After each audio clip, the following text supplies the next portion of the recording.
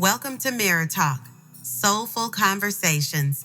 Did you know 50% of you amazing listeners haven't hit that subscribe button yet? Don't worry, we won't hold it against you.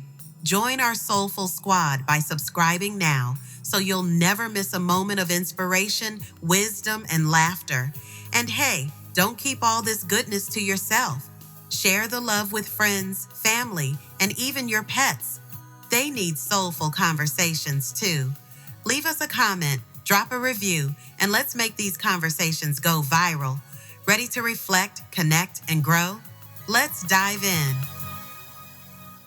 Pause. Take a break. Reflect on life. Your moment of greatness starts now.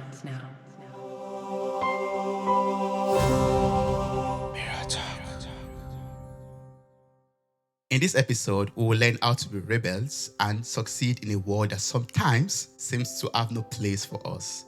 He is the Amazon best-selling author, the founder of a group called Success Club. He is also a hypnotherapist and a coach. Welcome to the show, Joe. How are you doing? I'm good, thanks, Toby. Thanks for having me on. Thank you so much for joining me on this episode for Soulful Conversation. I've been looking forward to speaking with you because you have done a lot of things in your life so far. Been a hypnotherapist, been starting your own club, the Success Club, and also being a coach. And you were a tennis coach also in the past. And before all of that, I got to find out also that you dropped out of college at the age of 18. So I was like, oh, that's a lot of things that you've gone through from being a teenager and dropping out of college to everything that you've done in your 20s, in your 30s, and your 30s right now also. So I don't know if you would like to share a little bit of your life experience so far with us and what life has taught you. What life has taught me, I guess life has taught me that life is hard. It's the most difficult game you're going to play. And because it's so difficult and almost impossible sometimes, you've constantly got to be upgrading your skills. You've got to be improving yourself. You've got to be making yourself stronger because life is so difficult that unless you do, you're not going to be able to do any of the things you want to do because you're simply not going to have the skills and the resources to do it. So that's probably the one lesson life has taught me is that it's tough and you better be prepared for it. Yeah, we'll have to learn how to survive in this world and, get like you said already, get the weapons that we need to fight the war of life, or get the tools, the skill set that we need to survive in the journey of life, basically. Yeah. And while preparing for this conversation too, I got to know that, from your experience, you have to deal with the feeling that you would always have to work towards something and never actually leave. And that's what you said right now when you talked about what life has taught you. How have you been able to deal with this feeling, the feeling of, always chasing something, always going after something? So I was fed up with the fact that I was always chasing the prize. I was told at school, you got to work hard so you get to university. At university, you got to work hard to get a degree. You want a degree because you can then get a job, a good job, a well-paid job. But then when you get a well-paid job, you have to chase promotion. So I just thought that if you live this conventional life, you're constantly chasing. You're never actually living in the moment, and maybe not even enjoying your life, maybe not enjoying the moment. So you're never a realized person. You're always chasing some far off objective. So I said to myself at the age of 18, I don't want to play that game anymore. I don't want to keep chasing and never actually getting to live. So I decided to play by my own rules, create my own rules. And that is not as easy as it sounds, because if you do that, you've got to upgrade yourself. You've got to develop your own skills. You've got to be able to be strong enough and skillful enough to make money by yourself without having to rely on an organization or a company. And that's not always easy. Yeah. But the benefit to that is that you do become your own boss. You become the captain of your own ship, and you get to live and enjoy your life in the moment, even though it's a difficult quest. It's a difficult journey to be able to do that.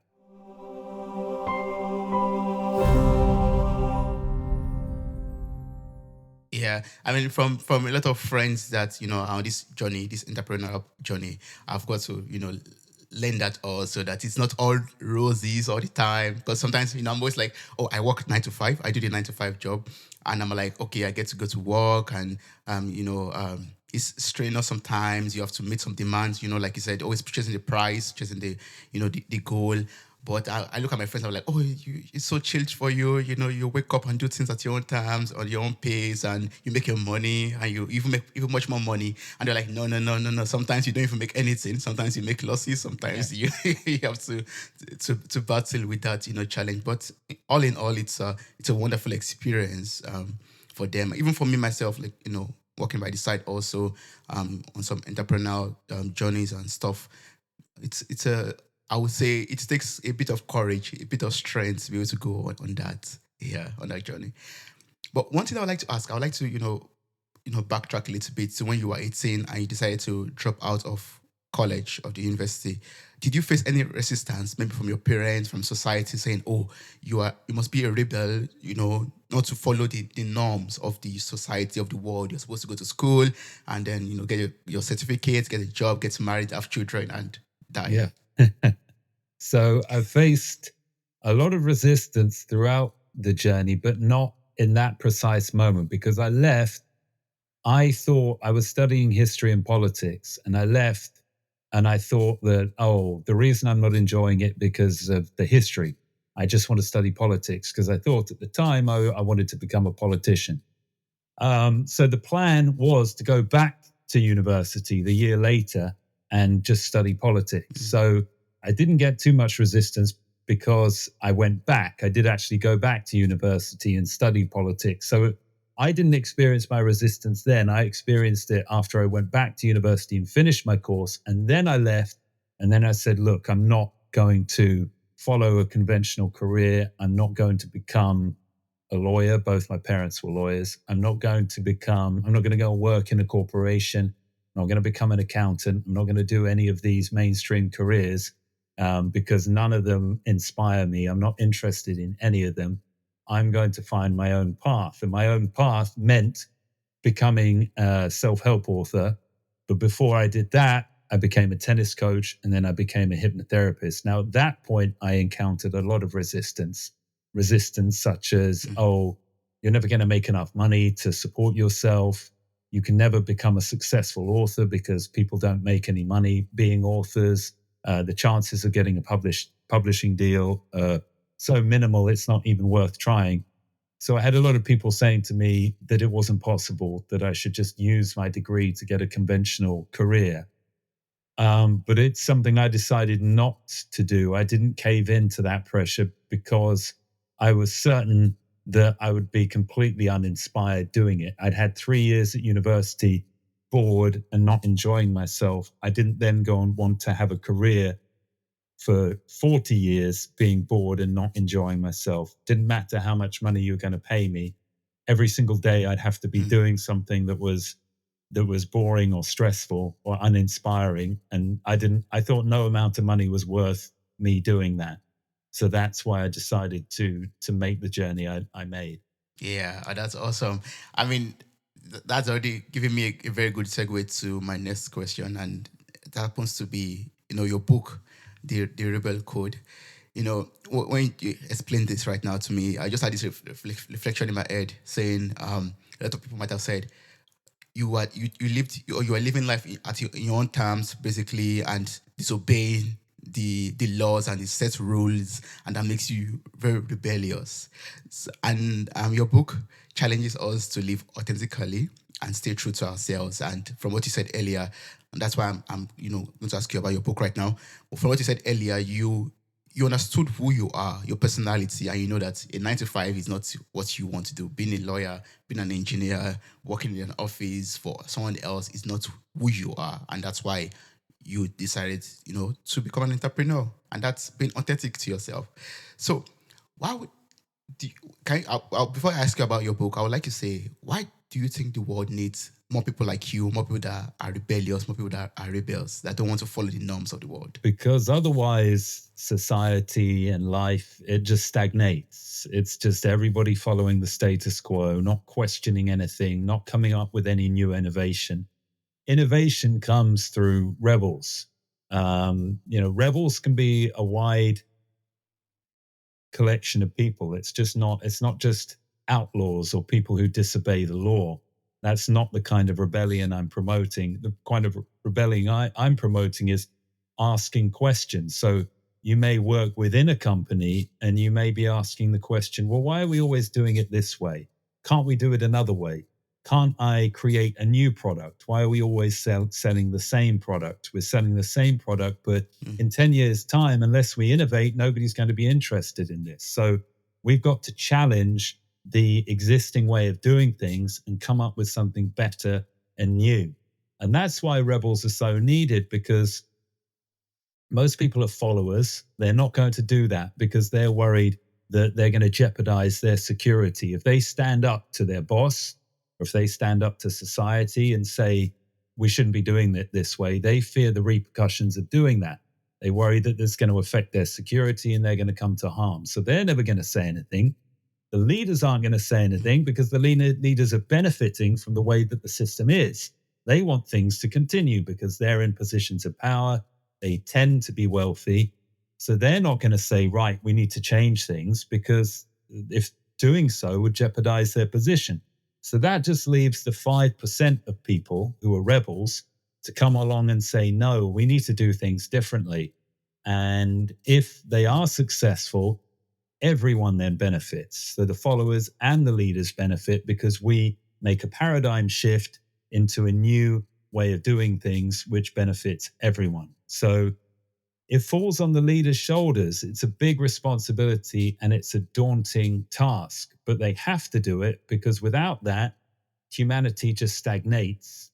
I use examples, even if you want to go back thousands of years, millenniums, Jesus was a rebel. He came along and said, stop worshipping 20 different gods. There's only one God. And if you don't follow him, then that's incorrect. So he was rebellious. I'm not a Christian. I'm just using him as an example of somebody who rebelled against the spiritual stagnation that was happening 2,000 years ago. He rebelled against it and showed people a different way, which at the time was a better way, a better form of spirituality and religion, and created an entire new way of worshipping and a new approach to spirituality. So he was a rebel. If we look at other people throughout history, another example I use in the book is Nelson Mandela. He was a rebel. He said, look, the South African government is wrong for operating the way they do. All people are equal. They should have equal rights. They should be treated equally. We can't have this system where we have first-class citizens, second-class citizens, third-class citizens. I don't agree with that. And it wasn't just him. Most of the population of South Africa didn't agree with that. They didn't want to be treated that way.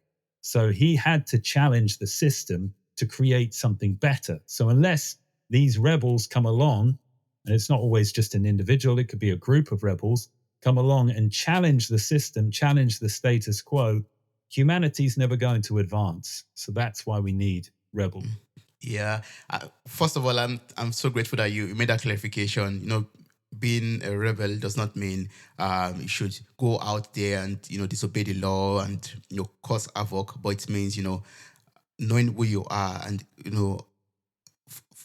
making changes in the world, basically being an innovator, like saying that this is a loophole somewhere. Sorry, not a loophole actually. This is something that has to change, something that is not working well, and being the change, the cause of change to that. Yeah, I really like that. But when you were talking about that, I was just reflecting example you gave with Jesus, because I'm a Christian, and I've never really seen Jesus as a rebel. But then it clicked in my head when you said that. I was like, some days ago, I was also reflecting on something like this, reflecting on the character of Jesus. I've always, considered him as a very gentle person, following the law of the Father. which is true. But also, I also remember in a part of the Bible where it went into the temple and scattered the old people that were selling goods in the temple. And I was like, oh, that was for the people out there rebellious at that time, because it was following an order saying a marketplace does not belong in the temple, so please leave. That's what a rebel would do, basically, in that example also. Exactly. Yeah. So for someone out there who, for example, is saying the reasons for things to change and wants to take action but feels a bit confined because of, the majority and, people around or the society not supporting that movement, how would you advise such a person? Well, that's what the book is for. The book, The Rebel Code, has 12 steps to succeed in a world where you feel you don't fit in. So the 12 steps basically take you through the process.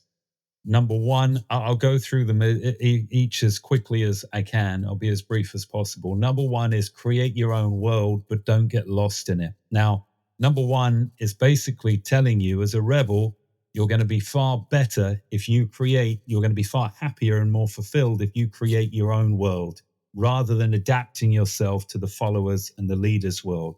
You're just going to be very unsatisfied and unhappy if you spend your life trying to fit a square peg into a round hole, is effectively what you are as a rebel. So you have to seek to change the world to meet your wishes rather than you adapting to the world. And this is a difficult task. So that's the ultimate objective of a rebel. The following 11 steps are to help you create and thrive in your own world. Step 2 is make major decisions based on your heart rather than your head. So I make the point that rebels listen to their heart, leaders and followers. They make decisions based on what makes sense. Rebels do what feels right. And the reason you have to listen to your feelings and your conscience is because that's the only way you're going to get the necessary guidance to do the right thing for you. Number 3 is work on your own terms. I think a rebel is going to be far happier if they are working on their own terms. And generally that means being self-employed rather than having to work according to a rigid system of being somewhere 9 o'clock every morning. You can't leave until 6 o'clock. You have to work 48 weeks per year. And all these other restrictions. I realized I'm going to spend a long time, Toby, if I break down each one of these steps. But I'll give you a quick summary. There's steps for financial freedom. There's steps for philosophy. A rebel has to follow a certain philosophy. One of those is never retire. Another one of them is break the rules. When I say break the rules, I don't mean break the law, but I mean break the rules, break the conventional way of doing things. Other parts of the book talk about how the best way for you to work, which is I just covered. Some of them relate to relationships as well. There are certain rules for following relationships. I advise the rebel to be very careful about who they marry. Step 7 or 8 is don't get married unless you're absolutely unequivocally certain it's going to work. Because if your marriage fails, and 42% of marriages in Western countries do fail, then you're in for a lot of punishment and pain and a very difficult time. So choose your partner wisely. Another one of the steps is avoid medication for mental health, or avoid medication for mental health if you can. I know in some cases it's unavoidable, but think carefully about it. And I use the example of the author Jordan Peterson, who wrote 12 Rules for Life, and his follow-up book, Beyond Order. He talks about his own battle with mental illnesses, and he talks about his addiction to benzodiazepines and the hell he went through trying to come off them. Now, in our society today, a lot of people are experiencing depression, anxiety, and other mental illnesses. People's struggles are very real. Their illnesses are very real. But I suggest to people, especially rebels, don't just go and seek medication straight away as the first thing you do, because that's the thing we're told to do. because once you start using medication, a lot of people experience side effects, and then a lot of people experience withdrawal symptoms. I think it's nearly 60% of people who start taking medication are going to have mental health medication, are going to have to deal with one of those issues. So I suggest an alternative to that. It's about building your life around connection, meaning, and freedom. And if you can do that, you may not need mental health medication. Anyway, I don't want to spend the whole time talking about that. I think you get the picture. The steps for every rebel to follow are far-reaching. They involve your finances, they involve your work, they involve your mental health, and they also involve a philosophy and way of living. Finally, they involve your relationships as well. So any rebel who wants to know how to do it, if you buy the book, I know I've just given you a very brief insight, but the book goes into far greater detail.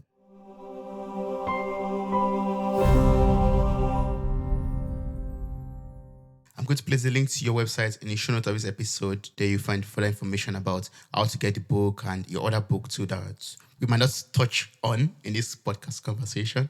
Yeah, and I believe anyone who is interested in this could learn a lot from this. Well, you touched the point that I won't let go until we talk a little bit about it, and that's mental health. And when you connect that to a rebel, and you talked about relationship too. You talked about, connection, finding meaning, and finding freedom.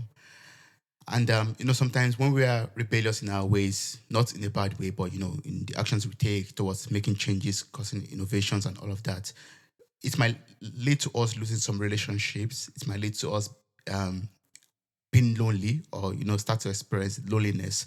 So how do we prevent that? How do we prevent loneliness? How do we ensure that we stay connected to people or build connections with people around us, and also too many questions in one, and also prevent mental health issues that could come up from a lot of resistance and a lot of conflicts when you're being a rebellious person? I think the first thing to understand, if you are a rebel or you have rebellious traits, then you are more open to the potential of your mental health suffering, because it can be a lonely journey. There's no way around that. I just offer a solution. I think it's step 7, about making time for other people. Now, this may sound very basic, but the super busy lives we live now, it becomes all too easy just to focus on yourself and what you're doing. So I say that you actively have to plan time and schedule time that you're going to spend with your family, with your friends, with your girlfriend, your boyfriend, if you're a woman, whatever it might be. You have to make a point of scheduling it, because it's so easy just to focus on your main priorities, which can end up being your work, that all of that falls to the side. So I'm a very driven person, and I have goals, and I have a very meaningful quest that I'm working on. So it's very easy for me to just put all of my attention into my writing. So I have to just make sure that I stop sometimes and make time to go and see my nephew and niece. Definitely make time to spend with my girlfriend, at the cost of my project. I could become obsessed. Well, I am obsessed with my project, but I could become even more obsessed with my project. But I have to be careful. I have to monitor myself that I don't do that, because if you don't have that connection, then there can be trouble. And I make a point that, you can follow some podcasts, entrepreneurial podcasts and YouTube channels. There's a guy out there called Patrick Bet-David. He has Valuetainment. I don't know whether you've heard of Valuetainment. It's a popular YouTube channel. It's got something like 5 or 6 million subscribers. And in one video he made about becoming a millionaire, he says that you have to work 80 hours a week. And he may not be wrong in that sometimes you have to pour all of your time into it. But if you do that, you don't have time for anybody else. And I say that's not ultimately a healthy way to live.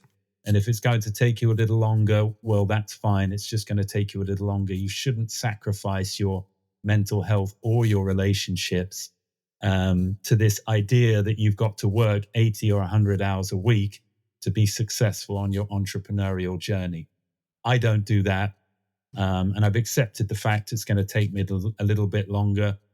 So I would advise people who want to manage their mental health, yet still be entrepreneurs and rebels, just be careful. You can get too overwhelmed, too obsessed with what you're doing.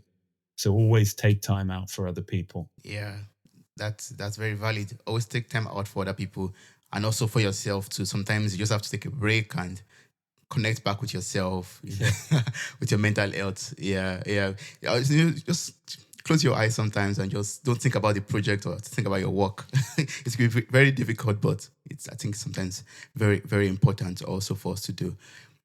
Yeah. So, I mean, just a tip from you, because you said earlier right now that you have a lot of goals to achieve, and there are a lot of you're very goal driven also. So, I'd like to learn from your life personally. I mean, how do you achieve your goals? What do you do? What habits do you have to cultivate or start in order to ensure that you hit those milestones, you achieve your goals, and um, become who you are successful? I set goals at the start of every year, and they can be a goal for the entire year, or it can be a goal I have to meet each month. So, first of all, I'd say write your goals down. That's an important thing. Have a way of monitoring them. I do it in a journal, and I tick off when I'm on track with my goals. I tick off the amount of work I do each day on my project, because I have a goal of doing a certain amount of writing or promoting of my books per week. So every day I tick off that 2 hours, 45 minutes is what I've got to do. If I don't complete it on one day, then I've got to make sure I do it another day. And I do other work as well. So I do tennis coaching, I do hypnotherapy. Otherwise, it'd be a lot more time than that. But that's what I've got to do, and I tick that off. So I think monitoring it, keeping track of it, is a great way of achieving your goals. Also, don't set yourself too crazy goals. We always want to be ambitious, and we always want to say, right, by this time next year, I will have, I will be seeing, let's say you're a coach and you want to have, I want 10 clients a week. I'll be seeing 10 clients a week next year. Okay, well, ask yourself, how many are you seeing at the moment?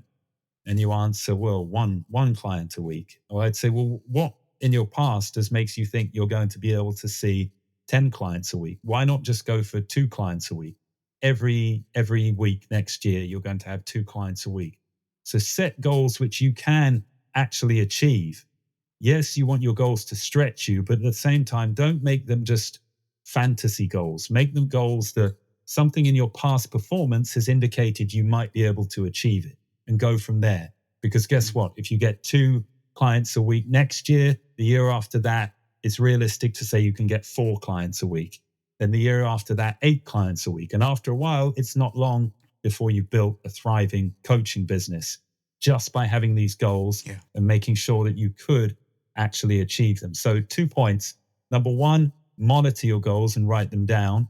Don't just write them down and leave them. Monitor that you're actually taking the steps necessary to achieve them. Tick that off. Number 2, make sure that the goals are achievable, that something in your past indicates you could stretch yourself and achieve that in the future. Well, thank you so much for sharing that. I'm going to write down my goals and also monitor them as diligently as possible.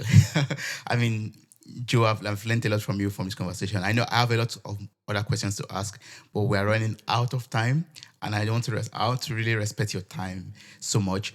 So I would just ask you, I mean, for anyone out there who would like to work with you, maybe, ask more questions that we're not even able to cover in this conversation, what's the best way to connect with you? What's the best way to work with you? Probably visit my website, which is escapethesystemnow.com. There's a contact form there. You can get in touch with me that way. Or I use Instagram. It's Escape the System 19 on Instagram. Let me check that. You could follow me there, get in touch with me there, and I'll always respond. I love hearing to people, because this is this is personal to me.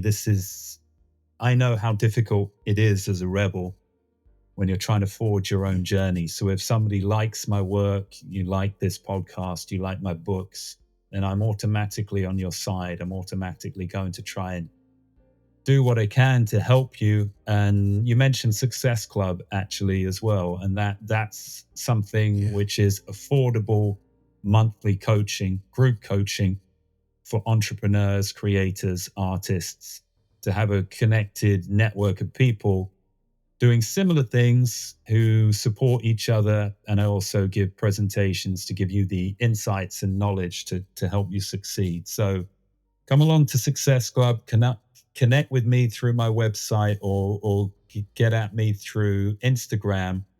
And that way we can have a dialogue, or I can direct you in whatever way may be able to help the next step on your journey. Awesome. Thank you so much. The link to your website one more time will be in the show notes of this episode. So I encourage anyone out there who is interested to click on it, copy the link, and also, get the book. Also, it's available on Amazon. And there are also lovely reviews about the book available there on Amazon for you to read, to check out. Thank you so much, Joe. I really appreciate everything I've learned from you. It has been a pleasure speaking with you. Wow, you made it to the very end of this episode. Thank you so much for listening. I'm grateful for your time, your love, and your contributions. Subscribe, like, review, and share this podcast. God bless you. Bye. Bye.